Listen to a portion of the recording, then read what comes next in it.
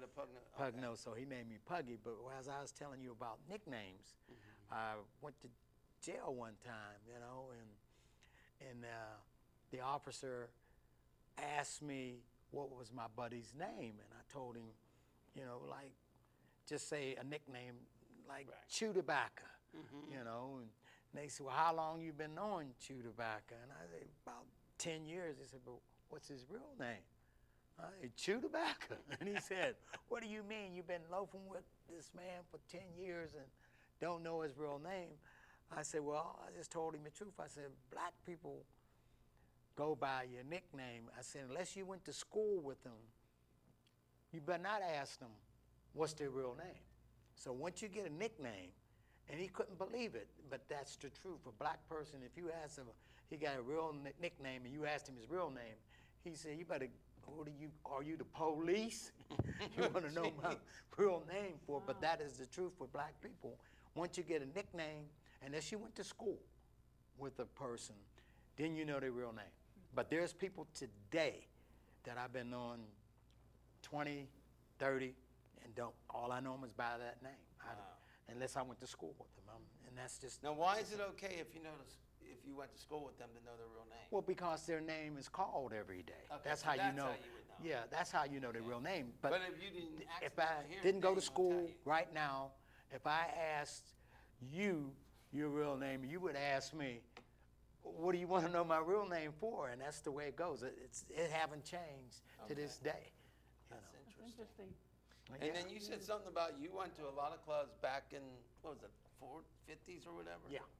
Now tell us a little bit about how you encountered racism. Well, I was the first. Unexpected racism. Yeah, I was playing at the Pioneer Inn in Mount Lebanon, and the officer was waiting for the band to get there, and they would escort us to the place, and then ask you what time the gig is over. Right. And then they escorted you at 2 o'clock. They would be there. Right. And escort you out and say, you have no reason to come back here.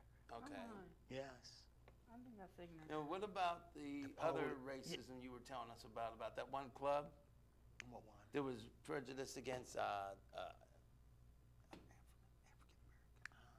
African American one. Oh. Yeah, that's shocking one. Oh, yeah. The Luindi. I remember when I was a kid, I didn't want to believe that your own color was against you, which the Luindi was a racist club. I remember playing there as a kid, that we was setting up and they was having a meeting, and Nat King Cole was dark, and they didn't really want him to really sing here because he was dark. And I didn't want to believe that because, you know, he's a colored person, you know what I mean? And they was talking about not letting him sing there. And then you said years later, these same people who, if you called them. Yeah, like when I was a kid, if you called somebody black, you had to fight. Right. There was no question about it. You had to But fight. then years later, they wanted you to. Then when the black power came out, then everybody wanted you to call them black. And I told them, if I ain't call you black then, I'm not gonna call you black now. So you stuck to your because you had to fight if you called somebody black. Well, real quickly, I understand that we only have like 3 minutes left. I understand that you played with some very famous people over the years. Could you kind of throw out some names? Yeah, Turnting, Stanley, Tommy. Okay. I sat in with Ray Charles. I learned Georgie Benson, which he was younger than me, that I learned him his first song to be on stage. Wow. Yeah, Georgie so you Benson. taught him? I taught him his song, but he was like 5 years old. Right. So he don't remember because, right. you know, and I never even really told him because I said he wouldn't believe me if I told him this, but I did learn him how to sing his first song, and they raided the club that night, and so he didn't get a chance to perform. Well, boy. Well, now, if people want to hear you in the future, where might you, I mean, we can't advertise, but do you still do gigs in and around Yes, I Pittsburgh? still do. I'll be mostly working with Nelson Harris. Nelson Harris. Yes, he plays trombone and things. Okay. Did you ever hear of a young man named Ed Skirtish, a trumpet player? No, not really. Well, he's all over the place. He's over in I know he's over in Homewood. He does something at the library. But at any rate, we're running out of time, so I guess what would you want to say your final thoughts for this episode to the audience? I'd just like to say hi to everybody, and I'm enjoying myself, you know, to bring a few things out that what I've done in my life. Next time we'll have you with a band so you can really wake up the day. And we'll get more grilling questions, too. Right, I didn't right. really get to grill you. I wanted you to talk about, I wanted you to talk about when I was a kid, how we went to jail and the band had to play. Well, we ran out of time. Yeah, Well, that was will be something. The next time to That talk was about that was hey, a good you know story. What? Maybe you can make it with your sister on Friday. I mean, your My sister. sister, my daughter. Your daughter. Friday the 13th. All right, that's it. It's time to go, everybody. Left you. You ready? Yep. You ready? All right, well, we're going to do our thing now. Right. Everybody, I know it's a wild show, but you got to admit, it's a fun show. So hurry up and get us on national TV, because this broke man needs to be paid.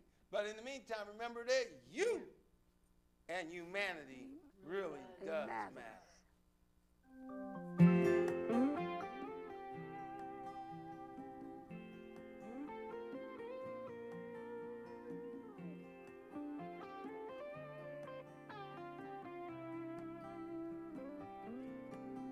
Some say he started a religion.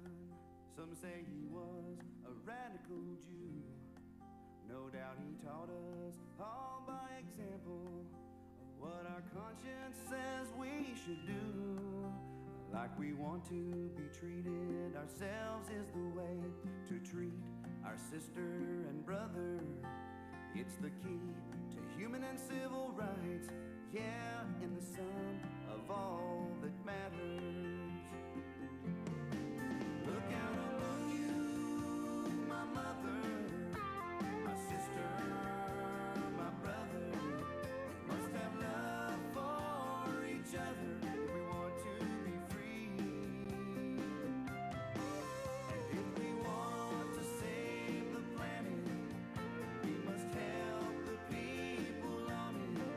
A friend of sinners holds the keys to liberty. And change down here begins within you and me.